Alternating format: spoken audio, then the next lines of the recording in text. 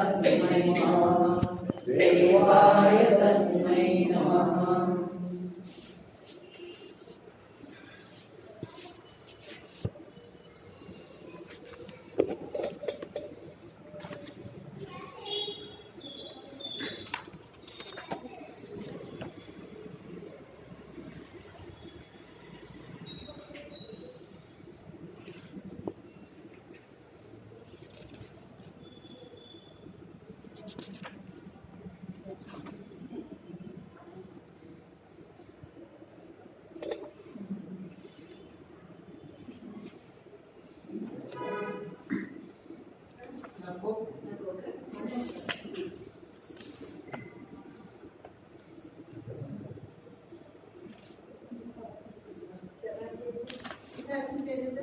हा राहू राहू दे राहू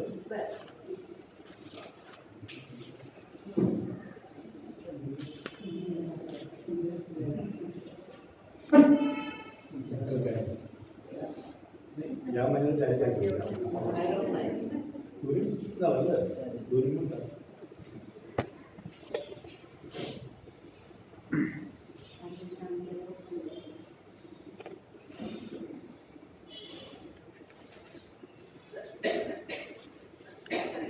एक पाकिट करायचं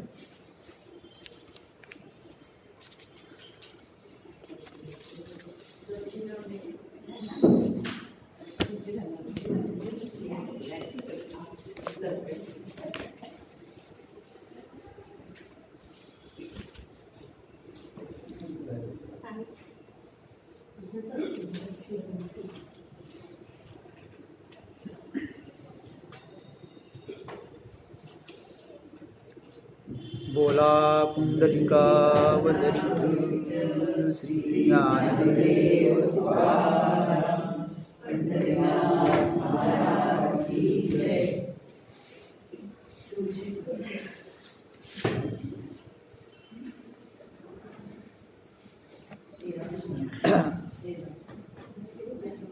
माझ्या मते 199 पान 12वा श्लोक. पण 12व्या श्लोकाच्या अगोदर आपण आसनाचा विचार केला आणि तिथंच थांबलो, बरोबर आहे. आणि 12व्या श्लोकावरलं काही अजून विवेचन सुरू झालेलं नाही. तर त्याच्या अगोदर मी आपल्याला म्हटलं होतं मला एक आठवण करून द्या. आता मी तुम्हाला करून देऊ का तुम्ही मला करून द्या? तर की 12व्या अध्यायापासून काय होतं पहा, 12व्या श्लोकापासून काय होतं पहा. माऊली फारसं जी आसनांची कार्यपद्धती आहे किंवा आसनं आहे किंवा त्याची जी कार्यपद्धती आहे किंवा आसनं घातल्यानंतर होणारी जी काही शरीरातील बदल आहेत वगैरे, यामध्ये फारशी काही रमत नाही. माऊलीचंच खास वैशिष्ट्यच असं आहे की ते एकदम त्या अनुभवात जातात. त्यानं मिळणारा जो अनुभव आहे आणि त्या अनुभवाचं वर्णन करतात डायरेक्ट, हे त्यांचं खास वैशिष्ट्य. आणि अनुभवाचं वर्णन करणं हे फार कठीण असतं. एखाद्या अत्यंत प्रतिभाशाली व्यक्तीला ज्याचं म्हणजे आणि ज्याच्या ठिकाणी फार मोठं भाषा प्रभुत्व आहे त्यालाच ते शक्य होतं. कारण समजा मी तुम्हाला मसालेदार दूध प्यायला दिलं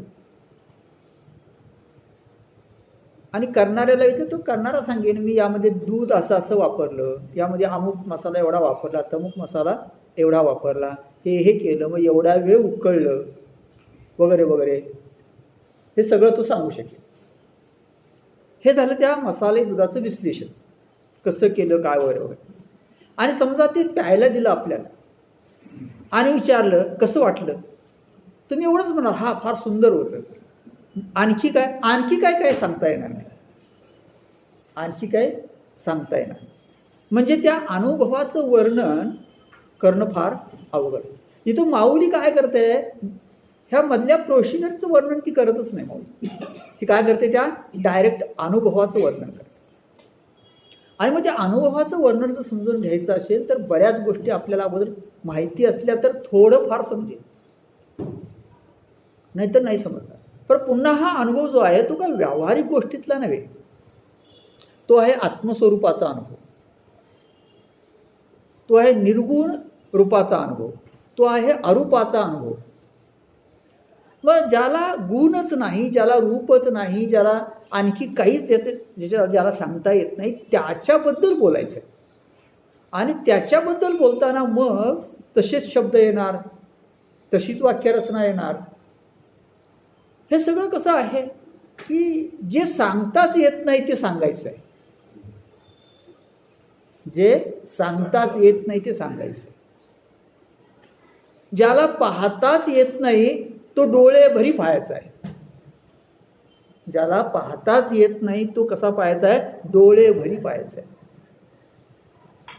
ही प्रक्रिया जी आहे ती काहीतरी वेगळी असली पाहिजे, एवढं निश्चित. त्याशिवाय हे शक्य नाही. पण त्याचं वर्णन माऊली या ठिकाणी करायला लागतं असं आपल्या लक्षात येईल. आणि म्हणून हा 6वा अध्याय ना तो अवघड वाटतो, कठीण वाटतो, म्हणून शक्यतो लोक त्याचा विचार सोडून देतात. फारसं काही त्याचं कोणी बोलत नाहीत, त्याचं विवेचन करत नाहीत असं आपल्या लक्षात येईल. हा योगी लोकांना समजणारा किंवा योगी लोकांचा अनुभव सांगणारा अशा प्रकारचा अध्याय. आणि त्यामुळं असं होतं. पण आपल्याला काही प्रमाणात समजून घेता येईल, अगदीच काही घेता येत नाही असं नाही. समजा काहीच जर घेता येत नसेल तर त्याला काही अर्थ नाही, हे लक्षात येईल. काही प्रमाणात निश्चितपणे आपल्याला काय करता येतं, तिथपर्यंत काही स्टेपपर्यंत जाता येतं असा त्याचा अर्थ. आणि म्हणून ह्या अनुभवावर जाण्याच्या अगोदर मी परवा तुम्हाला सांगितलं जाता जाता की आपण 2 गोष्टींचा पुन्हा थोडा विचार करू. एक ओंकार, सोहम वगैरे वगैरे आणि ध्यान वगैरे. आता मागं मी सांगितलं होतं की ओंकाराचा उल्लेख अनेक ठिकाणी आणि सोहमचा उल्लेख अनेक ठिकाणी ज्ञानेश्वरीमध्ये आलेला आहे. तसा ज्ञानेश्वरीमध्ये सोहमचा उल्लेख जवळजवळ 15 ठिकाणी आलेला आहे. त्यावेळी ते विवेचन मी करीन असं तुम्हाला सांगितलं होतं. इथं आपण काही विवेचन करू, त्या ध्यानाचंही विवेचन करू. आणि मग माऊली काय म्हणते थोडंफार आपल्या लक्षात येण्याची शक्यता आहे. थोडंफार काय करता येईल लक्षात, आणि त्याच्याशी तद्रूप होत आहे. आणि तद्रूप झाल्यानंतर त्याचा एक अनुभव मिळेल, एक काय मिळेल, वेगळा अनुभव मिळेल असं आपल्या लक्षात येईल. आणि म्हणून एक आपण गोष्ट लक्षात घेतली पाहिजे ती अशी आहे की हा जो ओंकार आहे तो ओंकार मागं सांगितलं 3 मात्रांचा आहे. त्या 3 मात्रांशी अनेक गोष्टी संबंधित आहेत. त्या 3 मात्रा ज्या आहेत आणि जी अर्धमात्रा आहे ती अर्धमात्रा ह्या 4 वाणीशी संबंधित आहे. सृष्टीची उत्पत्ती, स्थिती आणि लय याच्याशी संबंधित आहे. ब्रह्मा, विष्णू, महेश यांच्याशी संबंधित आहे. दुसरी गोष्ट अशी आहे की हा जो ओंकार आहे त्या ओंकाराच्या ध्वनीतूनच आपल्याला त्याच्यापर्यंत जाता येईल. का? त्याचं कारण असं आहे, जेव्हा त्यानं सृष्टी निर्माण करण्याचा संकल्प केला तेव्हा जर काय पहिल्यांदा निर्माण झालं असेल तर उपनिषदामध्ये असं वर्णन आहे, पहिल्यांदा शब्द निर्माण झाला. शब्द याचा अर्थ ओंकार. शब्द याचा अर्थ काय? ओंकार. त्यानंतर तन्मात्रा, त्यानंतर आकाश, आणि त्यानंतर इतर सगळी पंचमहाभूतापैकी इतर पंचमहाभूते निर्माण झाली आणि मग सृष्टीची निर्माण झाली असा त्याचा अर्थ होतो. आणि म्हणून त्याला जर त्याच्याशी एकरूप व्हायचं असेल तर पुन्हा आपल्याला त्या ओंकाराचाच उच्चार केला पाहिजे, म्हणजे आपल्याला उलट मार्गाने तिथपर्यंत जाता येईल असा त्याचा अर्थ होतो. कारण हा जो परमेश्वर, परमात्मा, निर्गुण, निराकार जी शक्ती आहे की ज्या शक्तीने संपूर्ण विश्व निर्माण केलं आणि दुसरी गोष्ट आपल्या सभोवती फिरवत ठेवलेलं आहे, आपल्या सभोवती फिरवत ठेवलेलं आहे. ती जी शक्ती आहे त्या शक्तीतून हे विश्व क्षणाक्षणाला निर्माण होत आहे आणि त्याच क्षणाक्षणाला त्याच्यामध्ये विलीनही होते. एका बाजूला निर्माण होत आहे आणि दुसऱ्या बाजूला विलीन होत आहे. ह्या दोन्ही प्रक्रिया एकाच वेळी सुरू आहे असं आपल्या लक्षात आहे. आणि म्हणून हा ओंकार जो आहे त्या ओंकाराच्या ध्वनीनंच आपण त्याला बोलवायचं, त्याच्याशी एकरूप व्हायचं, त्याला हाक मारायचे. कारण तो कसा आहे? निर्गुण निराकार आहे, तो शब्दातीत आहे. आणि ओम हा शब्दही असा आहे की त्याला शब्द म्हणता येत नाही. त्याला अक्षर म्हणता येत नाही अशी परिस्थिती काय. मागे मी तुम्हाला सांगितलंय की अ पासून ज्ञ पर्यंत सगळी 12 आकडी घेतली तर त्याच्या मात्रा 1 किंवा 2च होतात. अ असेल तर 1, आ असेल तर 2. पण हा ओंकार असा शब्द आहे, अक्षर असा आहे, मात्रा किती 3.5. म्हणजे ते कुठंच त्या आपल्या लिपीमध्ये कुठल्याच लिपीमध्ये ते बसत अशी परिस्थिती आहे. म्हणजे ते निर्गुण निराकार परब्रह्माचं नाव आहे. ऋषीमुनींनी त्यांना जे सुचलं ते नाव आहे, म्हणून त्याला त्यानंच हाक मारायचे. त्याच नावानं हाक मारली तर तू ओ दे. आता दुसरी एक गोष्ट महत्वाची अशी, अ उ आणि म 3 मात्रा आहेत. उपनिषदामध्ये असं वर्णन केलेलं आहे की यातल्या 3 मात्रा ज्या आहेत त्यातले काही ऋषी पूर्वी एका मात्रेची उपासना करत. एकाच मात्रेची म्हणजे काही अ चीच करत, काही उ ची करत, काही म ची करत. त्याचं कारण असं आहे, जो अ ची उपासना करेल त्याला मनुष्यलोक प्राप्त होईल. मनुष्यलोकामध्ये तो येऊन मोठा अधिकारी पुरुष होऊन श्रेष्ठत्व प्राप्त करून घेईल. जो उ ची उपासना करेल त्याला चंद्रलोक प्राप्त होईल. ऊची उपासना करेल त्याला चंद्रलोक प्राप्त होईल. आता चंद्रलोक म्हणजे चंद्र नव्हे, इथं आणि घोटाळा होतो सगळा. आपली अशी कल्पना आहे चंद्रलोक याचा अर्थ हा दिसणारा चंद्र नाही. श्रीपाद श्रीवल्ल चरित्रामृतामध्ये म्हटलेलं आहे की चंद्रलोक वेगळा आणि चंद्र वेगळा, सूर्यलोक वेगळा आणि सूर्य वेगळा. सूर्यलोक म्हणून काहीतरी सृष्टी आहे, चंद्रलोक म्हणून काहीतरी सृष्टी आहे. तिथं तो जन्माला येतो. हा ऊची उपासना करा. आणि म ची उपासना करणारा ब्रह्मलोकात जन्म देतो. म ची उपासना करणारा ब्रह्मलोकात जन्म देतो. पण अ उ आणि म याची एकत्रित म्हणजे ओमची उपासना करणारा कायमचा परब्रह्माशी एकरूप, कायमचा परब्रह्माशी एकरूप होतो. आता म्हणून अ उ म याची वेगवेगळी उपासना करणं फार तांत्रिक गोष्ट आहे. आपल्याला तिकडे जायची सुद्धा काही गरज नाही. आपल्याला चंद्रलोक नको आणि ब्रह्मलोक नको आणि काही. आपल्याला काही प्रमाणात शक्य होईल तेवढे त्याला हाक मारायची आहे आणि त्याच्याशी एकरूप व्हायचं. हे माहिती असावं म्हणून सांगेन. का त्याचं कारण असं आहे की अलीकडे टी व्हीवर, त्या टी व्ही म्हणण्यापेक्षा ते यूट्यूबवर अनेक गोष्टी दाखवल्या जातात. म्हणजे ओंकाराची उपासना कशी करावी वगैरे वगैरे. आणि मग ते बऱ्याच गोष्टी आपल्या म्हणजे कन्फ्यूज होते की बाबा कुठलं बरोबर, हे का ते. अ उ आणि म ह्याची वेगवेगळी उपासना करायची नाही, ती फार तांत्रिक आहे. आणि काही लोक जे विशिष्ट अशा हेतून ज्यांना उपासना करायची असते, फार मोठ्या हेतून, कुणाला ब्रह्मलोक पाहिजे, कुणाला चंद्रलोक पाहिजे, कुणाला सगळं पृथ्वीचं आधिपत्य पाहिजे, याने ती उपासना करायची आहे. लक्षात येते. अ उ आणि म याची वेगळे उच्चार करायचे नाहीत. करावे असं सांगितलेलं आहे, पण त्याचा आपल्याशी काही संबंध आहे. अ उ म नाही करायचं. भाषाशास्त्रानुसार अ अधिक उ अधिक म ओम होतं सरळ सरळ. म्हणून ओम असाच उच्चार करायचा आहे. तो कसा करायचा नंतर सांगतो. हे लक्षात आलं.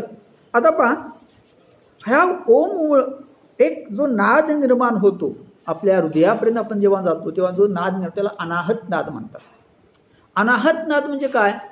आघाताशिवाय, परवा सांगितलं, आघाताशिवाय निर्माण होणारा नाद. त्याचा अनुभव एका विशिष्ट पद्धतीनं हा ओंकार जेव्हा आपण करतो तेव्हा येतो. मग तो कंठापर्यंत आपण करतो आणि मस्तकापर्यंत करतो तेव्हा वेगवेगळ्या प्रकारचे अनुभव येतात असं आपल्या लक्षात येतं. काही वेळा त्यातून वेगवेगळ्या सिद्धीसुद्धा प्राप्त होतात, पण त्याचा विचार करायची काही आपल्याला गरज नाही असं आपल्या लक्षात. आता ओंकार जो आहे तो ओंकार जर विशिष्ट पद्धतीनं आपण केला तर काही शारीरिक फायदे सुद्धा आहेत. म्हणजे तुम्ही ओंकाराचे वगैरे प्रणवाचे वगैरे वर्ग असतात, तिथं तुम्हाला ओंकार उच्चारायला वगैरे सांगतात करतात. आपण सुद्धा इथं ओंकार म्हणतात. विशिष्ट पद्धतीनं केला तर त्याचे शारीरिक फायदे सुद्धा आहेत. अनेक प्रकारच्या व्याधी नष्ट होतात, रक्ताभिसरण चांगलं होतं, स्फूर्ती येते, ताणतणाव नष्ट होतात वगैरे वगैरे. हा शारीरिक फायदा झाला. आता आपण जे बसलो होतो की शारीरिक फायद्यासाठी नाही, त्यासाठी तुम्हाला वेगवेगळी पुस्तकं सुद्धा उपलब्ध आहेत. आपण जो बसलेलो आहोत तो त्याचा आध्यात्मिक फायदा काय आणि कसा याच्यासाठी बसलेलो आहोत. दुसरी गोष्ट आहे पहा ती अशी की समजा आपण ओंकार करत असताना एका विशिष्ट पद्धतीने बसलो तर त्याचा फायदा कसा होईल, म्हणजे कोणत्या पद्धतीनं बसल्यानंतर कसा त्याचा फायदा होतो, कसं त्याचं ध्यान करावं, हा एक महत्त्वाचा भाग आहे. दुसरी गोष्ट अशी की ओंकार हाच अजपा जप आहे. अजपा जप म्हणून एक प्रकार आहे जे न जप करता होणारा जप म्हणजे अजपा जप. म्हणजे कसा, आपण जपाला बसतो म्हणजे माळ घेतो आपण, बरोबर आहे, आणि माळ घेऊन जप करतो, किंवा काही वेळा आपण माळ न घेता सुद्धा जप करू शकतो. पण हा जो जप आहे तो अजपा जप म्हणजे न होणारा जप आहे. न होणारा म्हणजे एकदा तुम्ही ओम असं म्हणू लागला की तुमची एक विशिष्ट अवस्था प्राप्त होते आणि तुमचं लक्ष जर श्वासाकडे असेल तर श्वास घेताना आणि सोडताना सो अहम असा एक विशिष्ट अशा प्रकारचा भाग निर्माण होतो. आणि तिकडे जर लक्ष असेल तर तो जो झोप आहे त्याला काय म्हटले अजपा. म्हणजे माहिती नाही, आपण मुद्दा म्हणून करत नाही, पण श्वासामार्फत आपोआपच काय होतो तो जप होतो. हा झाला अजपा जप. आता पहा की एक गोष्ट आपण लक्षात घेतली पाहिजे की सोहमचा जप करताना आपण विशिष्ट पद्धतीनं तो करतो आणि हा जो सोहम आहे सो अहम तो श्वासावर बसवला. सो अहम. आता तुम्ही जेव्हा श्वास घेता सो अहम म्हणजे आत घेताना सो, बाहेर सोडताना अहम. म्हणजे वर जाताना सो, खाली येताना अहम. सो अहम म्हणजे सो म्हणजे तो आणि मी आहे. मग पहा की हा जो तो मी आहे असं जे आपण म्हणतोय ते एका विशिष्ट पद्धतीने विशिष्ट लयीमध्ये विशिष्ट प्रमाणात जर म्हणता आलं तर त्यातून एक विशिष्ट अशा प्रकारचा जप होतो. म्हणजे कसं तर साधारणतः सकाळी 4 ते 6 ही वेळ, पहाटेची वेळ, त्यावेळीच तो का करायचा. त्याचं कारण असं त्यावेळी असं म्हणतात की आपल्या दोन्ही नाकपुड्या सुरू असतात. बऱ्याच वेळा आपली एकच नाकपुडी सुरू असते, एक बंद असते. हा सोहम करताना दोन्ही नाकपुड्या सुरू असल्या पाहिजे आणि या दोन्ही नाकपुड्यातून जो आपण श्वास घेतो आणि सोडतो तो समान असला पाहिजे. घेतो आणि सोडतो तो समान असतो. म्हणजे घ्यायला जेवढा वेळ लागतो तेवढाच वेळ सोडायला लागला पाहिजे. बऱ्याच वेळा माणसं प्राणायाम करतात आणि मग प्राणायाम करतात म्हणजे काय त्यांना माहिती नसतं, कसं तरी काहीतरी शिकवलेलं असतं. मी पुन्हा वैयक्तिक टीका नाही करत, पण प्राणायाम करताना श्वास शिस्तीत घ्यायचा आहे, शिस्तीत सोडायचा आहे आणि त्या श्वासाकडे लक्ष पाहिजे. काही बऱ्याच वेळा काय करतात असं करतात, म्हणजे पटकन श्वास घ्यायचा सोडा घ्यायचा नाही. असा प्राणायाम काही उपयोगाचा नाही. म्हणजे इथं आपल्या असं लक्षात येतं की हे सगळं श्वासाशी संबंधित आहे. सोहम काय, ओंकार काय, श्वासाशी संबंधित. आणि मग तो विशिष्ट पद्धतीनं झाला पाहिजे, विशिष्ट पद्धतीचं ध्यान झालं. हे ठीक आहे सर,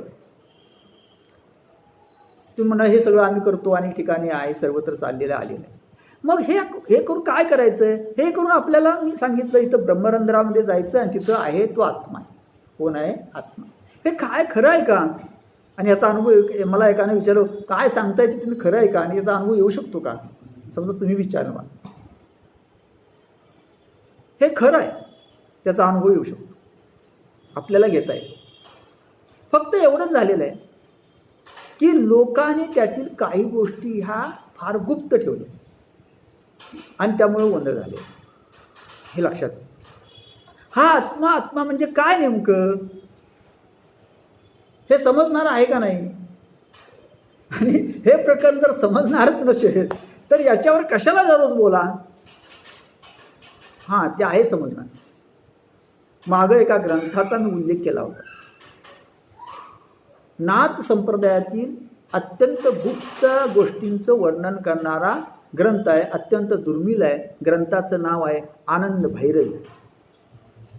आनंद भैरवी हा ग्रंथ आपल्याला फक्त जर आता मिळायचा असेल तर तो पुण्यामध्ये भांडारकर प्राच्य विद्या संशोधन केंद्र जे आहे तिथंच मिळेल, अन्यथा कुठे पाहायला मिळणार नाही. या आनंद भैरवी ग्रंथामध्ये मात्र अशा गोष्टी काही स्पष्ट करून सांगितलेल्या, पण तो वाचून केवळ तुम्हाला सगळं समजेल असं नाही. त्याच्यावर भाष्य केलेले अनेक लोक आहेत, म्हणजे त्याचा अर्थ स्पष्ट केलेले अनेक ग्रंथ आहेत. एखाद्यातील शब्दाचा वाक्याचा ते ग्रंथ आपल्याला वाचावे लागतात. मग त्यातला अर्थ नेमकं काय आहे ते समजतं, अन्यथा ते फारसं काही समजत नाही. कारण तो नाथ संप्रदायातील तत्वज्ञान जे आहे गुपित असं त्याच्याबद्दलचा तो ग्रंथ आहे. आणि या ग्रंथामध्ये सांगितलं की आत्मा कसा आहे आणि काय आहे आणि तो कसा त्याचा अनुभव येऊ शकतो हे सांगितलं. ते मी आता इथं थांबतो, दुसरी गोष्ट घेतो मी तुम्हाला पुन्हा ते सांगतो. आता आपल्याला काय करायचं बा, ध्यानाकडे जायचं. मग ध्यान करताना मागं सांगितलं की माऊलीनं जी सांगितलेली असतं पद्मासन असे वज्रासन असे वगैरे वगैरे. लेखक मला नाही आता आठवत, पण ग्रंथाचं मग तुम्हाला मी नंतर सांगेन. आहे माझ्याकडे त्याच्या नोट्स काही काढलेले आहेत, सांगतो. तर ध्यानाकडे आपल्याला जायचं आणि मग तुम्हाला मी सांगतो त्याचं ध्यान करताना त्याचा अनुभव कसा आहे. तर पहा, आपल्याला सुखासन घालून बसायचं. माऊलीसारखं पद्मासन किंवा आणखी इतर आसन काय आपल्याला ते वज्रासन वगैरे शक्य नाही. तर सुखासन घालून बसणे म्हणजे मागं सांगितले तुम्हाला शास्त्रामध्ये असं सांगितलं 3 तास तुम्हाला शांतपणे बसता येईल अशा प्रकारचं असं. 3 तास काय शक्य नाही. समजा कमीत कमी एक अर्धा तास तरी आपल्याला या वयामध्ये काय करता आलं पाहिजे, निवांतपणे शांतपणे बसता आलं पाहिजे, फारशी सुळबुळ न करता, म्हणजे आपलं चित्त विचलित होणार नाही अशा प्रकारे. त्याला आपण काय म्हणू, सुखासन, बरोबर. आता मी आता प्रोसिजर सांगतोय ध्यानाची, काय म्हणतो स्टेप बाय स्टेप. तुम्ही सुखासन घालून बसलात. आता यानंतर हे कागद घ्या सगळ्यांच्याकडे, कोणतरी वाटा सगळ्या, एक फक्त माझ्याकडे राहू.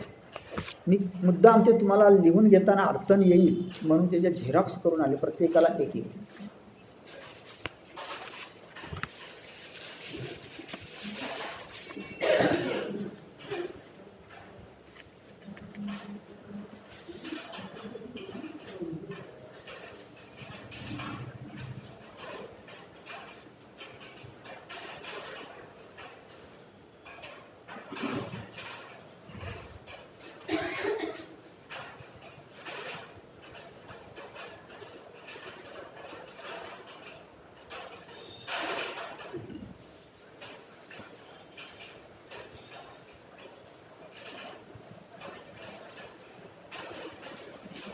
सगळ्यांना पुरतच आहे, होतील मला वाटतं.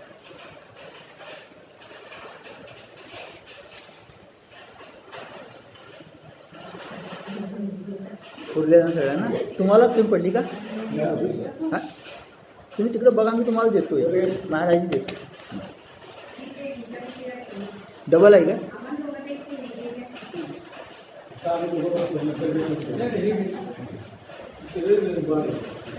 हां, फारसं काय नाही. पहिली गोष्ट अशी की हे मी तुम्ही लिहून घेताना तुम्हाला सांगते व्यवस्थित लिहून घेता येणार नाही म्हणून दिलेलं आहे. हा अनुग्रहाचा कागद वगैरे जसं देतात तो काही प्रकार नाही. मी कुणाला अनुग्रह देत नाही, पहिली गोष्ट हे लक्षात असू द्या. हा अनुग्रहाचा कागद आहे वगैरे वगैरे असलं काही डोक्यात घ्यायचं नाही. मी महाराज वगैरे कोणी नाही. मला महाराज वगैरे म्हणू नका, मला तुम्ही सर म्हणताय तेवढं पुरेसं आहे. त्यामुळे तो काय प्रकार नाही. फक्त मी एवढ्यासाठी दिलेलं आहे ते की ते लिहून घेताना काही चुका होऊ नयेत म्हणून हा कागद तुम्हाला मी दिला आणि तो तुमच्याकडे राहील. आता पहा काय करायचं. सुरुवातीला 2 ते 5 मिनिटं प्राणायाम करायचा. प्राणायाम का करायचा? नाडी शुद्धी होते. आणि प्राणायाम करताना तुम्ही श्वासाकडे लक्ष दिलं तर मन काय होतं, स्थिर होतं, एकाच ठिकाणी केंद्रित होतं.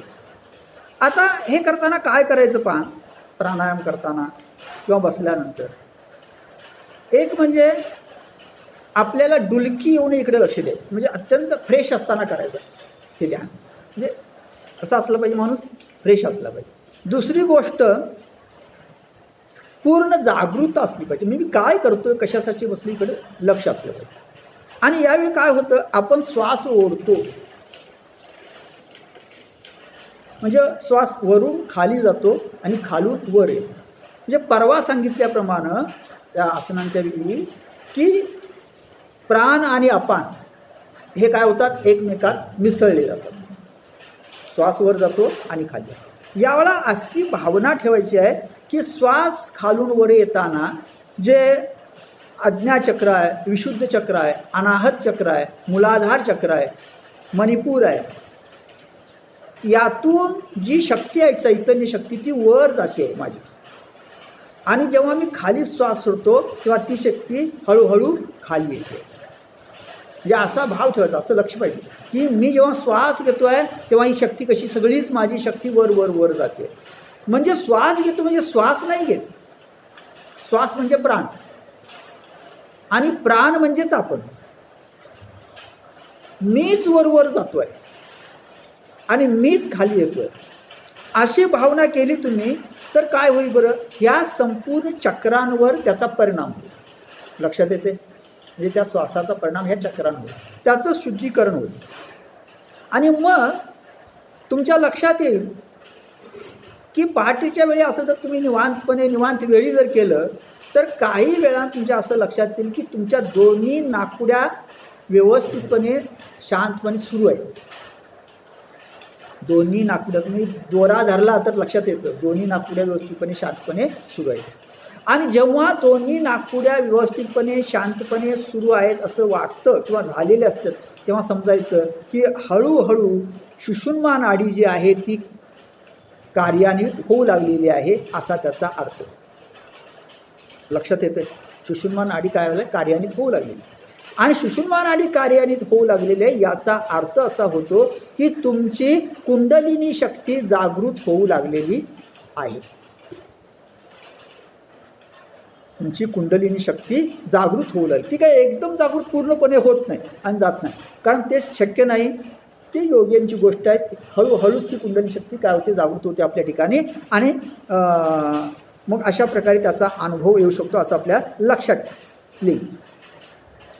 मग आपण काय करायचं, मग थोडा दिवस असे गेल्यानंतर हळूहळू आपण वर जाताना खाली येताना एका एका चक्राकडे लक्ष द्यायचं. म्हणजे थोडा वेळ तिथं थांबायचं, म्हणजे वर गेलो मी इथं थोडा वेळ थांबायचं, म्हणजे लक्षात एक क्षणभर केंद्रित करायचं. मग इथं थोडं लक्ष केंद्रित करायचं, मग इथं थोडं लक्ष काय करायचं, केंद्रित करायचं. म्हणजे लक्ष केंद्रित करत करत करत खाली यायचं. आणि वर जाताना सुद्धा काय करायचं आहे, मणिपुरापासून लक्ष केंद्रित करत करत करत वर जायचं. लक्षात येतं, आपलं लक्ष कुठं असलं पाहिजे, म्हणजे प्रत्येक ठिकाणी आपण थोडं थांबायचं, श्वास थांबवायचा आहे म्हणजेच आपण थांबायचं. श्वास थांबायचा याचा अर्थ काय, आपण थांबायचं, असं करायचं. आणि असं केल्यानंतर मग आपल्या असं लक्षात येतं पहा की हा जो सोहम आहे त्या सोहममुळं बऱ्याच गोष्टी आपल्याला समजू लागलेल्या आहेत. आपली सुषुम्ना नाडी जागी होऊ लागलेली आहे आणि आपली कुंडलिनी शक्ती जागृत होऊ लागलेली. ती हळूहळू अशा प्रकारे जागृत होईल. आणि जागृत झाल्यानंतर मग तुम्हाला त्या ठिकाणी अनेक प्रकारच्या गोष्टी दिसू लागतात. ही झाली थोडी प्रक्रिया मी तुम्हाला सांगितली. आता मग अशा प्रकारे वर जाताना सगळी चैतन्य शक्ती, म्हणजे आपण वर जातो आहोत, खाली येताना सुद्धा आपण ही सगळी चैतन्य शक्ती आपण खाली येत आहोत. अशा पद्धतीनं आपण काय करायचं आहे, हा प्राणायाम सुरुवातीला करायचा. म्हणजे सगळं लक्ष या प्राणायामाकडे पाहिजे असा त्याचा अर्थ होतो. नंतर काय करायचं, सगळ्यात महत्त्वाची गोष्ट म्हणजे आपल्या गुरु परंपरेचं स्मरण करा. ती तुमची जशी असेल. मी आपल्या स्वामी स्वरूपानंदाची परंपरा का जोडली, ती आता इथंपर्यंत आहेच आपल्याकडं म्हणून मी जोडलेली. जशी तुमची गुरु परंपरा काय असेल त्या पद्धतीनं त्या गुरु परंपरेचं स्मरण करा. या गुरुपरंपरेचं स्मरण करा किंवा ज्ञानेश्वरीच्या पहिल्या पृष्ठावर सुरुवातीच्याच पाठीमागं मी गुरु परंपरेचे काही अभंग दिलेले आहेत, त्यात नाथ संप्रदायाचा एक अभंग आहे आणि वारकरी संप्रदाय गुरु परंपरा दिलेली आहे. त्या गुरु परंपरेचं स्मरण केलं म्हणजे ते अभंग म्हटले तरी चालतील, किंवा त्याच्या व्यतिरिक्त तुम्हाला कोणाकोणा अनुग्रह मिळाला असेल, थोडक्यात आणखी कोण श्रद्धा असेल एखाद्या परंपरेवर, तरी काही हरकत नाही. ती अमुकच पाहिजे असा माझा काही आग्रह नाही. फक्त आपली परंपरा स्वामींच्यापासून इथपर्यंत असल्यामुळं आणि नाथ सांप्रदायिक असल्यामुळं मी ही जी गुरु परंपरा आहे त्या गुरु परंपरेचा जो कागद आहे तो कागद पाठीमागं जोडलेला आहे, असा त्याचा अर्थ. ही झालं गुरु परंपरा. आता गुरु परंपरा झाल्यानंतर म्हणजे प्राणायाम करताना काय काय करायचं ते सांगितलं अगोदर सुरुवातीला, म्हणजे तुमचं चित्त स्थिर होणार आहे पूर्ण. त्यानंतर गुरु परंपरेचं स्मरण करायचं, म्हणजे गुरु परंपरा म्हणायची आहे, जी काय असेल ते परंपरा त्यांचं स्मरण करायचं आहे, गुरुचं स्मरण करायचं आहे. आणि मग स्वस्वरूपाचं चिंतन करायचं. कारण मला जे पाहिजे आहे ते काय आहे नेमकं, आणि मी काय करणार आहे, ध्यान कसलं करणार आहे. फक्त ओंकार म्हणून चालणार नाही, फक्त स्वम म्हणून चालणार नाही. ओम असं मी केलं तर मी सांगितलं की त्याचे शरीरावर चांगले परिणाम होतील, पण आध्यात्मिक फायदा काही होणार नाही. कारण त्याच्यासाठी अगोदर एक चिंतन करावं लागेल आणि मग त्या ओंकाराचं स्मरण करावं लागेल. ते चिंतन कसं आहे, मी आत्मस्वरूप आहे, स्वतःशी चिंतन करायचं. मी कसा आहे, आत्मस्वरूप आहे. मी अमर आहे, अजर आहे आणि अविनाशी आहे. मी सुखदुःखातीत आहे, भावरहित आहे, क्रियारहित आहे, विचाररहित आहे आणि मी जन्ममृत्यू रहित. असं चिंतन 2 मिनटं बसून तर करायचं आहे. स्वतःच म्हणायचं, स्वतःशीच म्हणायचं. हे स्वतःशीच म्हणायचं, स्वतःच. लक्षात येते? पुढा मी पूर्णपणे आनंदमय आहे, शांतमय आहे आणि ज्ञानमय आहे. हे जे माझे स्वरूप आहे ते भ्रुकुटीच्या ठिकाणी आज्ञाचक्र तुम्हाला सांगितलेलं आहे. नीलबिंदूच्या रूपात, नील ज्योतीच्या रूपात आहे. ज्ञानदेवांचे जे अभंग आहेत त्या अभंगांमध्ये अनेक ठिकाणी असा उल्लेख आहे की हा आत्मा नीलबिंदूच्या किंवा नील ज्योतीच्या रूपात या भ्रुकुटीच्या ठिकाणी म्हणजे आज्ञाचक्राच्या ठिकाणी आहे असं म्हणायचं आहे. याचं चिंतन करायचं आहे. त्या लक्ष कुठं असलं पाहिजे, तिथं असलं पाहिजे. त्याचे ध्यान म्हणजेच आत्मस्वरूपाचे ध्यान. मागं सांगितलं म्हणून ते थोडं खाली सोपं कसं सांगितलं, श्री विठ्ठलाचे ध्यान. कारण विठ्ठल हा कसा आहे, ज्योती स्वरूप आहे, तो नील आहे. आणि ज्ञानदेवाने याचं स्पष्ट वर्णनही केलं आहे, म्हणजे प्रमाणही दिलेलं आहे. माझ्या मनाचं नाही. ज्ञानदेव म्हणे ज्योतीची निज ज्योती ते उभी मूर्ती विठेवली. म्हणजे ही जी ज्योत आहे त्याची जी निज ज्योत आहे तो म्हणजे प्रत्यक्ष विठ्ठल आणि तो विठ्ठल उभा आहे. त्याचं जरी तुम्ही सुरुवातीला ध्यान केलं तरी हरकत नाही. कारण नीलबिंदूचं ज्योतीचं ध्यान करणं थोडं अवघड असतं, कठीण असतं. असं हे ध्यान कुठं करायचं, इथं बसून हे सगळं इथं लक्षात घ्यायचं. म्हणजे या संपूर्ण कालामध्ये तुमची जो लक्ष आहे ते लक्ष बरोबर इथं असलं पाहिजे, केंद्र या ठिकाणी असलं पाहिजे असं आपल्या लक्षात येतं. आणि त्यानंतर ओंकाराचं ध्यान करायचं. हे सगळं झाल्यानंतर काय करायचं आहे, ओंकाराचं ध्यान. आता हे करायला काय फार वेळ लागत नाही. वर सगळं जे म्हटलेलं आहे ते 10 मिनिटात होईल. ओंकाराचं ध्यान तुम्ही 10-15 मिनिट किती करू शकता, तुम्हाला जेवढं जमेल तेवढं. आणि ओंकाराचं ध्यान केल्यानंतर लक्ष करताना कुठं लक्ष पाहिजे, या भ्रुकुटीच्या ठिकाणी काय पाहिजे, लक्ष पाहिजे. ओंकाराचं ध्यान 2 पद्धतीनं करता येईल. 2 पद्धतीनं म्हणजे कसं, एक पद्धत अशी की मी मग वर सांगितल्याप्रमाणे मी आत्मस्वरूप आहे आणि तो मीच आहे, मग त्याचं ध्यान ओम करता येईल. दुसरी पद्धत अशी आहे, त्या ओम जसा इथं आहे तसाच तो जो ह्या संपूर्ण विश्वाची घडामोड करणारा जो कोणी आहे तो सुद्धा कसा आहे, ओंकार स्वरूपच आहे. त्याला हाक मारायची आहे ओम. म्हणजे त्याची अनेक नावं आहेत की त्याच्या रूपावरून ठरलेले आहे. म्हणजे कृष्णाचं रूप आहे, रामाचं रूप वगैरे. पण जो अरूप आणि निराकार आहे तो, त्याला दिलेलं नाव कोणतं आहे, ओम आहे. शिनेले संसार शिने जे देवो येती गाराने तया ओ दे नावे जेने तो संकेत हा. या संसारामध्ये शिरलेली लोक आपलं गारानं घेऊन त्या देवाकडे आल्यानंतर ओंकार स्वरूप असणारा, निराकार स्वरूप असणारा तो परमेश्वर ज्या या नावानं हाक मारल्यानंतर ओ देतो ते नाव म्हणजे ओम. म्हणून त्याला हाकही मारता येईल. म्हणजे त्याचं ध्यान करायचं आहे किंवा आपलं इथं ध्यान करायचं आत्मस्वरूपाचं, असं ओंकाराचं ध्यान करायचं. आणि नंतर मी सांगितल्याप्रमाणे सोहमचं ध्यान करायचं. नंतर काय करायचं, सोहमचं ध्यान करायचं. आता हे किती करू शकता, 5-5 मिनटं करू शकता. तुम्हाला जर वेळ असेल, तुम्हाला बसायची ताकद असेल तर अधिकसुद्धा तुम्ही करू शकता. ते आपल्या पद्धतीवर काय राहील, अवलंबून राहील. ही झाली सगळी प्रोसिजर थोडक्यात. ही सगळी प्रोसिजर काय मी सांगू शकत नाही, सांगता येणार नाही. तुम्हीच करू लागला हे की तुमच्याच लक्षात येईल, हे बरोबर नाही, हे बरोबर आहे, हे असं नाही, हे असं केलं पाहिजे. हे हळूहळू तुमच्याच लक्षात येईल. जसं संशोधनाचा विद्यार्थी असतो ना, त्याच्याच गोष्टीनंतर काही लक्षात येतं, हे आपण असे केलं तर असं होईल, असं केलं तर असं होईल. तसं हळूहळू तुम्ही ते करू लागला की काही गोष्टी ह्या तुमच्याच काय येतील, लक्षात येतील आणि ते तुम्ही व्यवस्थितपणे तुम्हीच करू लागा, लक्षात येतं. आता हे जे मी सगळं सांगतोय, तुम्हाला सांगितल्याप्रमाणे हा अनुग्रह वगैरे काय नाही, ही प्राथमिक तुमची पायरी आहे. म्हणजे हा पाया आहे. हा पाया तो मार्गदर्शन करण्याचं मी काम करतोय. पाया एकदा भक्कम असेल तर सगळ्या पुढच्या गोष्टी व्यवस्थितपणे होतात, हे लक्षात घ्या. म्हणजे मी तयारी केली, परीक्षेची तयारी करून मी घेतोय. परीक्षा तुम्ही द्यायची आहे आणि पास व्हायची आहे, पण मी तयारी अशी करून घेतलेली आहे की निश्चितपणे तुम्ही पास व्हाल असं मला वाटतं. याच्या पलीकडे मी काही करत नाही आहे, लक्षात आलं. ज्ञानदेवाने एका ठिकाणी फार सुंदर त्याचं वर्णन केलेलं आहे. सर आठवून सांगतो की ते म्हणतात मी काहीच करीत नाही, जे करतायत ते निवृत्तीनाथ करतायत. कोण करतायत? निवृत्तीनाथ. तसं तुम्ही समजा मी नाही, मी कोणी करे, तुम्ही काय मी काय, जे सगळं आज सुद्धा मी बोलतो ना, आता मग ते कोण हे बोलतायत बसलेले पाठीमागे, मी निमित्त आहे, माझ्या मार्फत बोलतायत एवढा त्याचा भाग. ज्ञानदेव म्हणे मी चाडे, सद्गुरूंनी केले कोडे, माता हात ठेविला पुढे आणि बीजची वाई. म्हणजे चाडं असतं पाव, पेरणी करतात ते चाडं असतं ना, तो चाडं वेगळं आणि पेरक्या वेगळा असतो. ज्ञानदेव म्हणतात मी चाडं आहे, पेरणारा तो आहे, तो पेरतो त्याप्रमाणे होतो. तो माझं काम चाड्याचं आहे, पेरणारा कोण आहे? तो आहे. याच्याकडनं माझा काही याच्याशी संबंध नाही. आता पहा, हे सगळं ठीक आहे, अशा पद्धतीने हे सोम ध्यान वगैरे करायचं. आता मी सांगितलं हे सोम ध्यान तुम्ही केलं, सगळं केलं की खरोखरच हा आत्मा भेटणार का आणि त्याचा अनुभव येणार का? हा आत्मा म्हणजे आहे तरी काय नेमकं? हे परब्रह्म म्हणजे नेमकं काय आहे?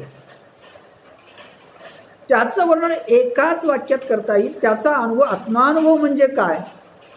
ज्या ठिकाणी तुम्हाला काहीच नाही असा अनुभव येतो, शून्य, त्याला म्हणतात आत्मानुभव. त्याला काय म्हणतात? आत्मानुभव. काहीच नाही, मी नाही, जगत नाही, काहीच नाही असा अनुभव येतो. हा मग येतो का? होय. कसा सांगतो मी, जरा खाली बसतो 2 मिनिट. आता मी सांगतो कसं, एक प्रोसिजर सांगतो त्याप्रमाणे. तुम्ही असं बसला. आता मला एक सांगितलेलं ग्रंथाचं म्हणजे आनंद भेटेल. काय सांगितलं? आपण श्वास वर घेतो, श्वास वर घेऊन कुठपर्यंत घेतो? एक अशी अवस्था आहे की तिथं आपण थांबतो, बरोबर आहे, त्याच्यावर श्वास जात नाही. म्हणजे आपण तिथपर्यंत गेलो आणि तिथं थांबलो. खाली आपण श्वास सोडला, श्वास खाली सोडल्यानंतर एक अशी अवस्था आहे की त्याच्या खाली श्वास जात नाही, थांबतो, बरोबर. 2 गोष्टी बरोबर समजल्या. आता श्वास तुम्ही घेतलावर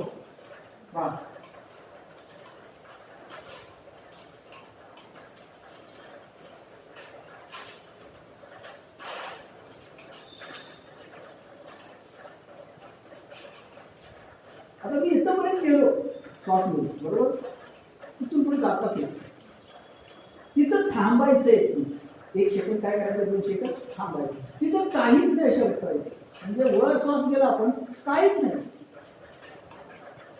करू का? तिथं गेल्यानंतर तुम्हाला लक्षात येईल, तिथं ज्या ठिकाणी आपण आपला श्वास थांबतो तिथं अशी अवस्था आहे, तिथला कसराच अनुभव नाही, काहीच नाही, शून्य अनुभव.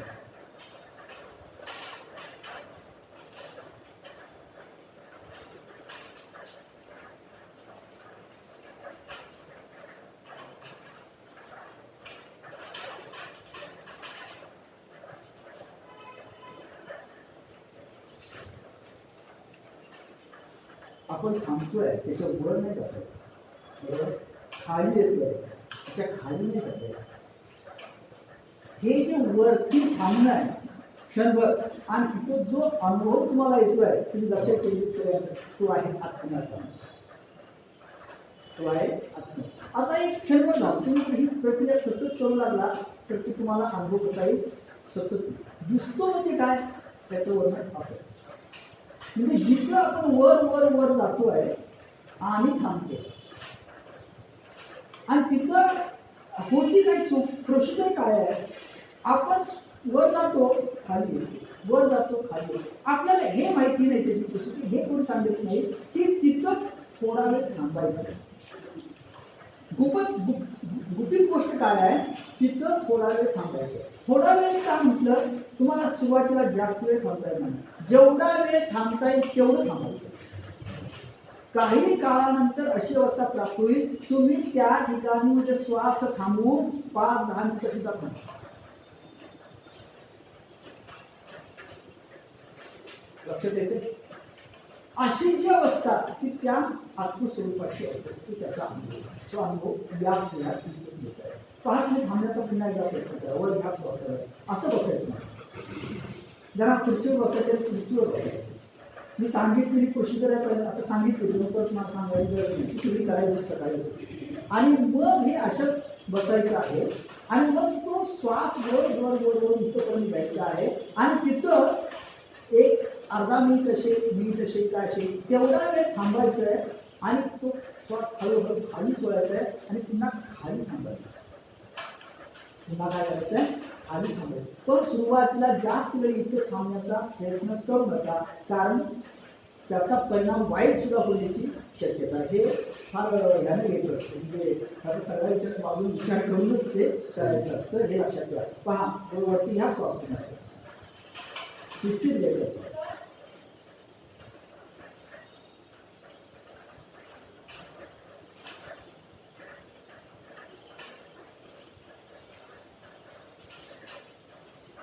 वरती कल्पना करा की तिथं नीर झोत आहे,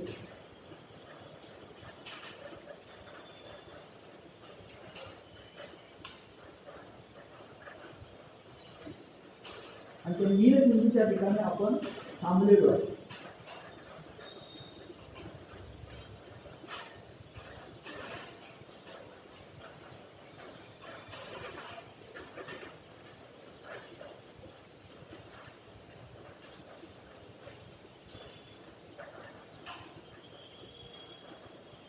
तुमच्या लक्षात येईल का, सो अहम, सो थांबायचं क्षणभर, अहम, म्हणजे जो वर इथं आहे तो मी, जो वर इथं आहे ना तो मी. सो अहम, सो अहम, म्हणजे सो म्हणताना संपूर्ण चैतन्य शक्ती वर जाते, असं असं हे करायचं. हे तसं वाटलं पाहिजे, असा प्रयत्न म्हणजे मी सगळं वर निघालो, माझी शक्ती मी खाली येतो. सो अहम, लक्षात येते. आणि याच्यासाठी ह्या गोष्टी म्हणजे पहिल्यांदा थोडा प्राणायाम करणे,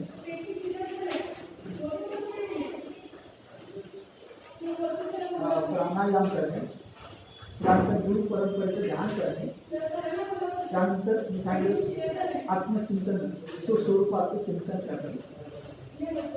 आणि मग इथे आपण तेव्हा त्याच्या अगोदर सतत तुमच्या असं लक्षात असलं पाहिजे किंवा चिंतन केलं पाहिजे की मी कसं आहे, मी असं असं. इथं असं का म्हणायचं आहे, त्याचं कारण असं आहे की आपल्याला जे सतत वाटतं आहे की मी म्हणजे देह, मी म्हणजे शरीर, हे जे आपल्याला सतत वाटतंय ते हळूहळू काय झालं पाहिजे, कमी झालं पाहिजे. म्हणून त्याचं चिंतन करायचं, आणि ते चिंतन करून अशा प्रकारे काय करायचं, ध्यान करायचं. आता पहा, मी एकदा पुन्हा तुम्हाला ते करू शकतो. त्याच्या अगोदर पहा, जेव्हा ओंकार करणार तेव्हा संपूर्ण ओंकाराच्या वेळी तुमचं लक्ष इथं असतं, इथं तो आहे आणि तो मी आहे, आणि तो कसा आहे ते सांगितले, असा तो आहे. असं असतं नुसतंच तुम्ही जर त्या ओम केलं नाही करायचं. म्हणून काय करायचं आहे, संपूर्ण लक्ष या ठिकाणी केंद्रित करायचं आणि मग ओंकार म्हणा.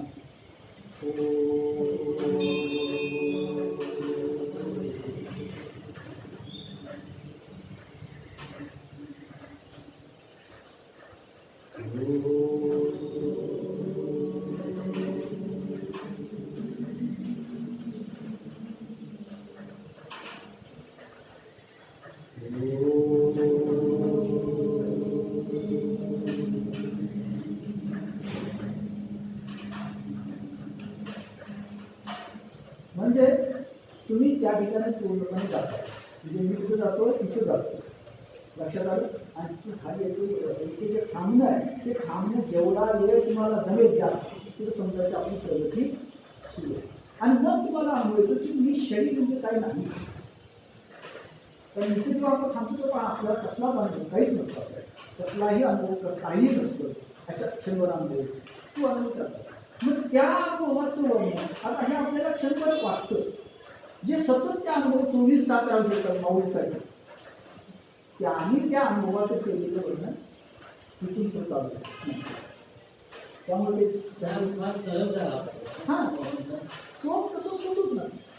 सुरुवात श्वास हा सहज होतो, म्हणजे नंतर तिकडे लक्ष जाताना आपल्या लक्षात येतं की हे सतत चालू आहे ना श्वास घेणं, ते ऑटोमॅटिक सोडूनच आहे.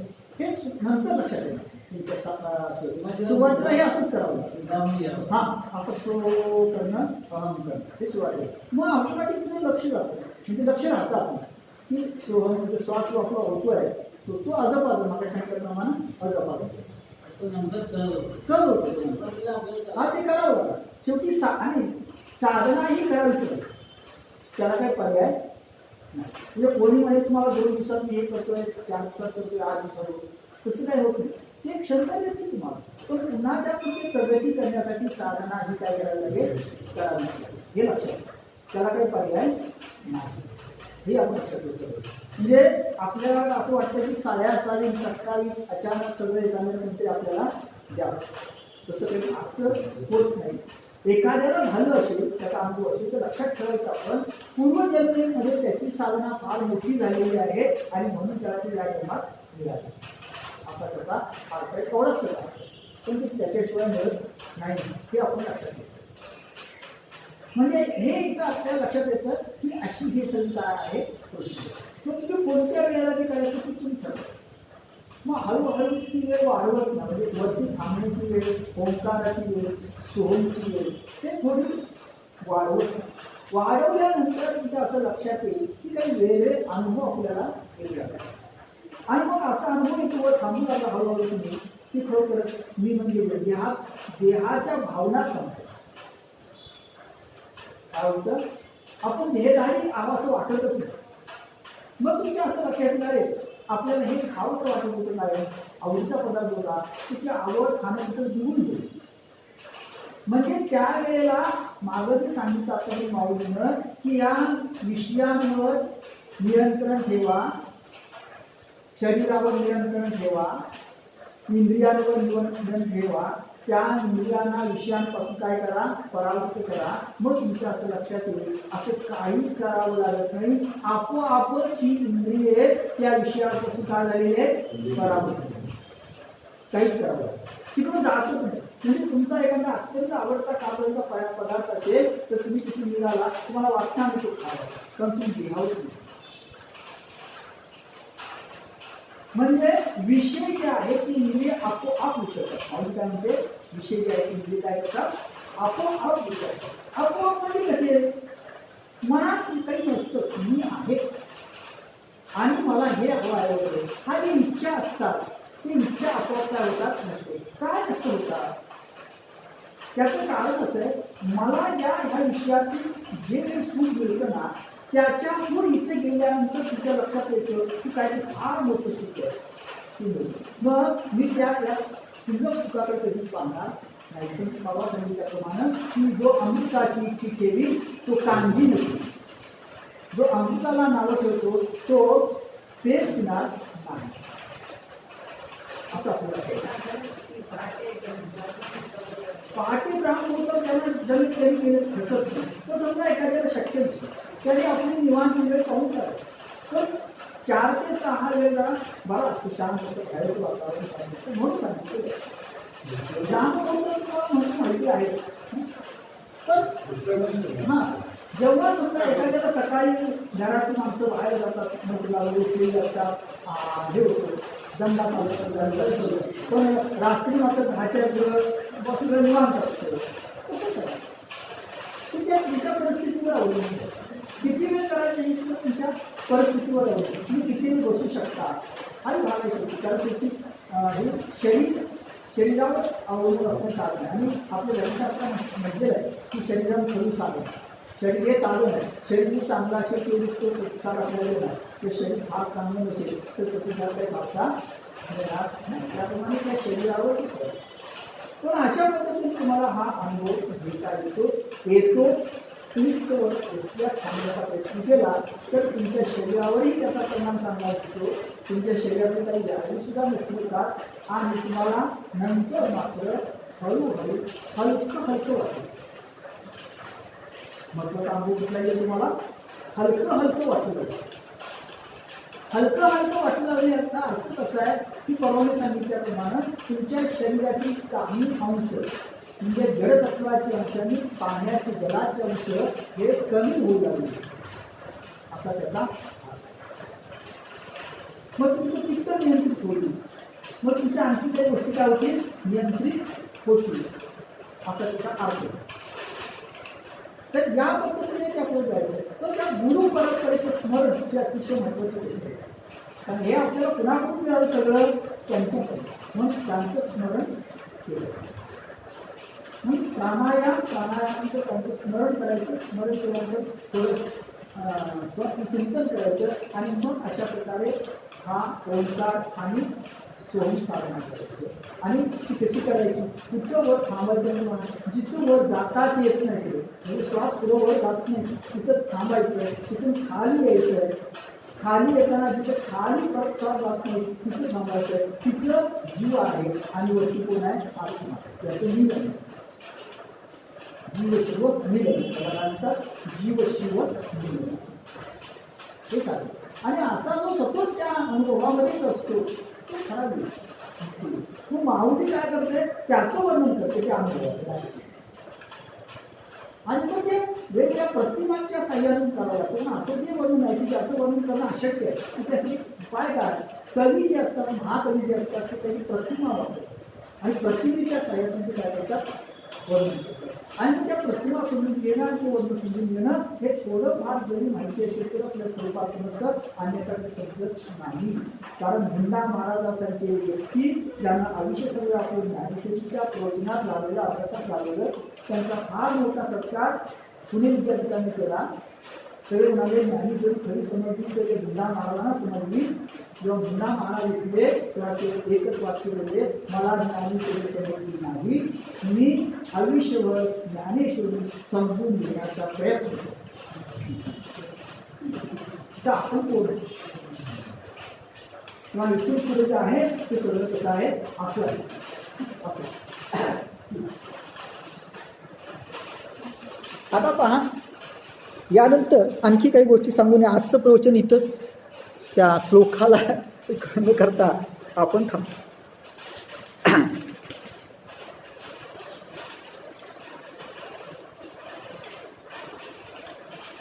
आता पहा, मग याचं वर्णन गीतेमध्ये सुद्धा 1-2 ठिकाणी आले, ज्ञानेश्वरीमध्ये सुद्धा 1-2 ठिकाणी आले. आता ते श्लोक 2 आहेत, पण त्याच्यावर भाष्य करताना माऊली काय त्याचं फार विश्लेषण नाही करत. कारण मला सांगितलं तुम्हाला माऊलीला असल्या विश्लेषणामध्ये रस नाही, तिथं गेल्यानंतर डायरेक्ट काय होतं ना त्याचं वर्णन काय करते माऊली करते, त्या अनुभवाचं डायरेक्ट वर्णन करते असं आपल्या लक्षात येतं. आता मग सोहम हंसहा असं एक तुम्ही जर पावसला कधी गेला असेल तर तिथंही लिहिलं सोहम हंसहा. हा सोहम म्हणजेच हंस म्हणजेच तो परमात्मा असा त्याचा अर्थ आहे. सोहम हंस हा सो मी आहे, सो तो मी आहे, तो मी आहे, अशा प्रकारचं अखंड हे चिंतन चालू ठेवावं असं त्यांनी म्हटलेलं आहे असं आपल्या लक्षात येतं. स्वामी स्वरूपानंदाने सुद्धा एका ठिकाणी त्याचं फार सुंदर विवेचन केलेलं आहे. तो जो हे आहे भाग आहे तो तुम्हाला वाचून दाखवतो का. नाभीपासून ब्रह्मरंध्रात सोहम ध्वनी असे खेळते, म्हणजे नाभीपासून ब्रह्मरंध्रापर्यंत तेथे साक्षेपी देवोनी चित्त राहावे निवांत घडी घडी. म्हणजे तिथं लक्ष द्यायचं, तुम्ही म्हणता त्याप्रमाणे. नंतर काय करायचं, नुसतं लक्ष द्यायचं आहे, चालूच आहे ते सो अहम सोहम, आणि मग निवांतपणे राहायचं आहे. जसं स्वामी निवांतपणे होते, स्वामी आजारी नव्हते असं मी परवा सांगितलं. स्वामी काय होते, सोहम ध्यान करत निवांतपणे राहिलेले होते. घडी घडी करावा विवेक देहादी प्रपंच माईक. क्षणाक्षणाला विवेक काय करायचा आहे, हा देह आणि हा प्रपंच सगळा कसा आहे, माईक आहे, याचा आपल्याशी काही संबंध नाही. मग अशी त्या लिहून दिल्याप्रमाणे मी कसं आहे, आत्मस्वरूप आहे. सत्य नित्य शाश्वत एक असे निशंक आत्मरूप. हे माझं जे आत्मस्वरूप आहे ते सत्य आहे, शाश्वत आहे, याबद्दल शंका नाही. आत्मरूपी दृढ विश्वास आत्माची मी हा निधी द्यास. मी आत्मा आहे, मी आत्मस्वरूप आहे, असा सतत निधी द्यास पाहिजे. हे सतत तुम्हाला आठवलं पाहिजे. म्हणजे व्यवहारामध्ये सुद्धा फिरताना सुद्धा मी कोण आहे, आत्मस्वरूप आहे, मी आत्मा आहे. जसं शंकराचार्य म्हणतात शिवो अहम शिवो अहम. मग तुम्ही शिवो अहम म्हणा का विठो अहम म्हणा का आणखी काही म्हणा, पण ते म्हटलं पाहिजे शिवो अहम शिवो अहम. पहा, नित्यनेमे सिद्धस्मरण साक्षेपे साहोनी सुखदुःखास करावा अभ्यास नित्यनेमे. म्हणजे सुख दुःख वगैरे या सगळ्या प्रतिक्रिया या संसारात उमटणारच आहे, तिकडे साक्षेपानं पाहायचं आहे आणि हा अभ्यास सोडायचा नाही. म्हणजे आज घरामध्ये काहीतरी वेगळं घडलं, मुलं आपल्या विरोधी बोलली, आणखी काही झालं, मग चित्त विचलित झालं, आज आपण ध्यानच केलं नाही, कसं नाही, तिकडे दुर्लक्ष करायचं, ते होणारच आहे. त्याचा फारसा विचार करा. आपण दूरच्या गोष्टी आपल्या अंगावर येतो किंवा ज्याचा विचार जास्त करायचा नाही त्याचा जास्त करतो, फारसा नाही विचार करायचा त्याचा, हे लक्षात घ्या. नित्यनेमे सिद्धस्मरण करावे भावे सोहम ध्यान. चालता बोलता अनुसंधान प्रयत्न करून असू द्यावे. चालता बोलता सतत त्याचं अनुसंधान असलं पाहिजे की मी तो आहे. हे करता येत का नाही, लक्ष इकडे द्या. तू अजून काय होईल, समजा कोणीतरी रस्त्यावर तुम्हाला भेटला, त्यानं तुमच्या अंगावर गाडी घातली किंवा आणखी काही गेलं, अंगावर पाणी उडवलं, आपण लगेच काय होतो, क्रोधायमान होतो ना. आणि तुम्ही जर असं म्हणता तर नाही मी आत्मस्वरूप आहे, तुमचा राग काय होईल, एकदम खाली येईल ना. राग काय होईल, एकदम खाली येईल, हे लक्षात घ्या. म्हणजे मी आत्मस्वरूप आहे हा भाव सतत असला पाहिजे. असो द्यावे चित्त प्रसन्न भगवंती निष्ठापूर्ण. भगवंताच्या ठिकाणी निष्ठा पाहिजे, चित्त प्रसन्न पाहिजे. म्हणून तुम्हाला सांगितलं, जेव्हा तुम्ही या ध्यानाला बसता तेव्हा तुम्ही कसे पाहिजे, निवांत पाहिजे आणि तुमचं अंतःकरण प्रसन्न आनंदी असले पाहिजे. त्रागानं वगैरे नाही करायचं. काही माणसं त्रागानं संन्यास घेतात, त्यांचा संन्यास काही टिकत नसतो. त्रागानं काही करायचं नाही, निवांतपणे करायचं. तो संकट सत्वर धावून देई संरक्षण निजभक्ता. आणि असं तुम्ही ध्यान केलं तर तो शेवटी धावत येतोच आणि संरक्षण देतोच. म्हणजे याचा अर्थ असा आहे, जर तुम्ही चुकत असला हे करताना तर तो येऊन तुम्हाला सूचना करतो प्रत्यक्षपणे आणि तुमच्या चुका दुरुस्त करतो. लक्षात असो, काळजी करू नका. तो काय करतो, तो कसा येईल सांगता येत नाही, कोणत्या रूपात येईल सांगता येत नाही. तो तुम्हाला काही दृष्टांत देईल, आणखी काही करेल आणि तुम्हाला तुमच्या चुकीपासून काय करील, दूर करील. म्हणजे ते ध्यान काय करील, तो व्यवस्थित करून घेईल, हे त्याचं वचन आहे. आणि एवढंच नव्हे तर त्यानं असं वचन दिलेलं आहे माऊलीच्या मुखातून, जर तुम्हाला काही जमलं नाही, माझं स्मरण करत असाल तर शेवटच्या क्षणी आयुष्यभर तुम्ही माझं स्मरण केल्यामुळं शेवटची तुमची सेवा करायला मी येत असतो.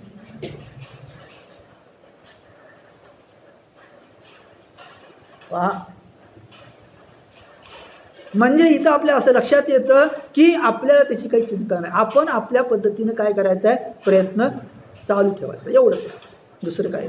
फक्त हे सगळं का सांगितलं मी, खरं तर हे सांगायची मला काय गरज होती. सरळ श्लोक आणि श्लोकाचा अर्थ एवढाच भाग आहे. अलीकडे यामुळं लोकांची फसवणूक फार चाललेली आहे. काय झालेली आहे, फसवणूक चाललेली आहे. आणि त्यामध्ये नको त्या गोष्टी सांगून काहीतरी वेगळ्या पद्धतीनं सांगून लोकांना आकर्षित करणं आणि मी गुरु आहे हे काहीतरी दाखवणं, असा प्रकार चाललेला आहे. तो नको आहे, तो फार वाईट. म्हणून मी तुम्हाला सांगितलं, हा कागद म्हणजे अनुग्रहाचा कागद नव्हे आणि असला काही प्रकार आपल्याकडं नाही. स्वामी स्वरूपानंदांचं वर्णन करताना राचिन ढेरे एका ठिकाणी म्हणतात. राचिन ढेरे म्हणजे संत साहित्याचे महाराष्ट्रातले फार मोठे अभ्यासक, ज्याच्यासमोर ज्याचं साहित्य बघितल्यानंतर आपण नतमस्तक व्हावं. एम.एच्या वर्गात ज्याच्या नावावर 10 ग्रंथ होते, शिक्षकाने एखादा प्रश्न विचारला विद्यार्थ्याला तर शिक्षक म्हणत, अरे मला कशाला विचारतोस, या ढेरेला विचार, तो सांगेल. असा राचिन ढेरे. त्यानं स्वामीच्याकडे एकदा ते गेले आणि स्वामींचं वर्णन त्यांनी काय केलेलं आहे ते लक्षात ठेवा, सगळ्यांनी लक्षात ठेवा. ज्यांच्याजवळ संत संतिनींचा, शिष्य शिष्यनींचा गोतावळा नाही असा संत मी उभ्या आयुष्यात एकच पाहिला आणि तो म्हणजे स्वामी स्वरूपानंद. नाहीतर मग शिष्य शिष्यनींचा गोतावळा निर्माण करणारे महाराज भरपूर आहे. ते होऊ नये याच्यासाठी हा आज सांगितलेला प्रयत्न आहे. तुम्ही करत राहा. तो येतो आहे, तो देतो आहे, तो कसं द्यायचं तो ठरवेल, त्याची काळजी तुम्ही करू नका. पण हे केलं पाहिजे मात्र, म्हणजे त्याला हाक मारली पाहिजे. हाक मारल्याशिवाय तो येणार नाही. हाक मारणं आपलं काम आहे, येणं त्याचं काम आहे. हे लक्षात घ्या. आणि अशा पद्धतीनं हे सगळं आपण या ठिकाणी करायचं आहे असं आपल्या लक्षात येईल. इथं मी थांबतोय आज 10-15 मिनटं लवकरच, कारण माझा आता कसा बऱ्यापैकी हे झालेला आहे. आणखी काही तुम्हाला जर विचार असेल तर विचारू शकता. 10 मिनटं आहेत, थांबू आपण. हंस होतं, हां हंसा असं होतं.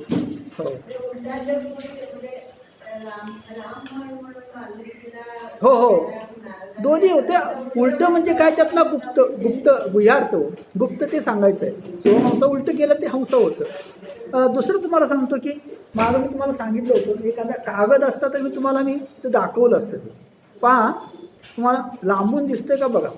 मी तुम्हाला सांगतो, ते गमतीशीर एक भाग सांगतो. म्हणजे मला सहज ध्यानातून किंवा माझ्या चिंतनातून काही निर्माण झालेल्या काही गोष्टी आहेत की ज्या कुठे नाहीत, माझ्या चिंतनातून अभ्यासातून मला आठवल्या, मला स्फुरल्या. त्यामध्ये पहा, आता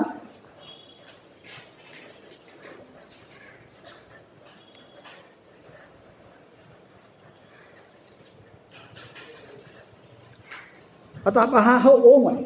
लांबून दिसतंय तुम्हाला?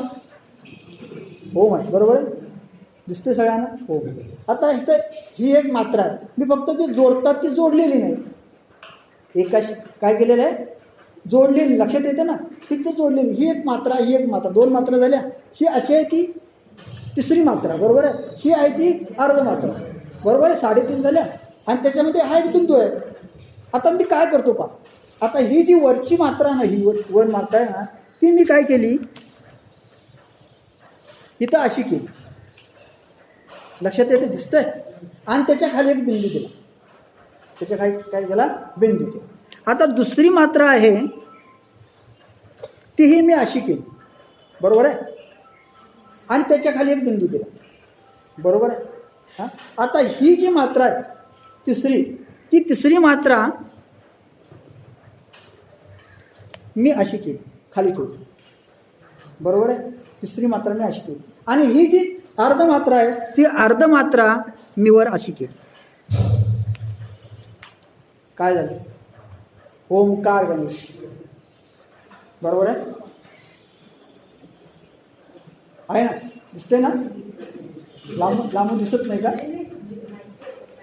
हां, आता मी काय करतो, ते मात्रा, ही मात्रा होती ती इथं अशी ठेवली, ही मात्रा होती इथं अशी ठेवली, ही मात्रा होती ती अशी केली, आणि ही मात्रा होती ती वर. हा निराकार निर्गुण काय झाला, ओंकार गणेश. ओम नमोची अध्यात्म. हाच ओंकार स्वरूप, आणि तो ओंकार स्वरूप गणेश तोच हेच आहे. जे आत्मस्वरूप जो कोण आहे ओंकार स्वरूप आहे, त्याचं ध्यान करायचं. एवढा तुम्ही म्हणायचं उलटे केलं तर काय होतं? तो आमचा तसं उलटे केलं की यातूनच काय दिसतो? तो ओंकार जरी दिसतो.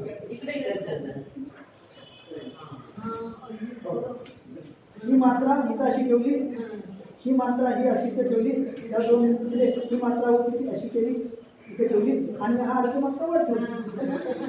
काहीच नाही. ओंकार ठेवली. म्हणजे हा झाला काय?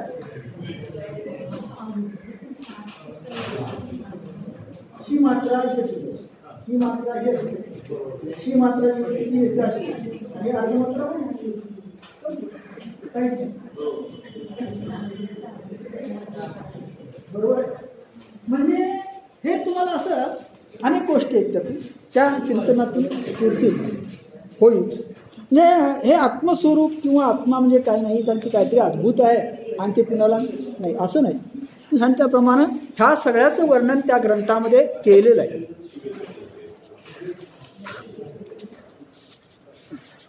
आनंद भैरवी या ग्रंथामध्ये ते केलेलं आहे. पण त्यातील प्रत्येक शब्दाचा अर्थ आपल्याला समजेलच असं नाही.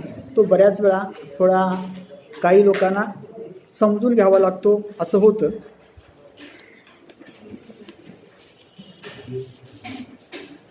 असो, कुणाला मिळालं नाही, तुम्हाला मिळालं नाही ना हे? नाही, जादा तुमच्याकडे आहे असं होय? नाही मग पाहिजे असेल आहे एक मिळालं आहे.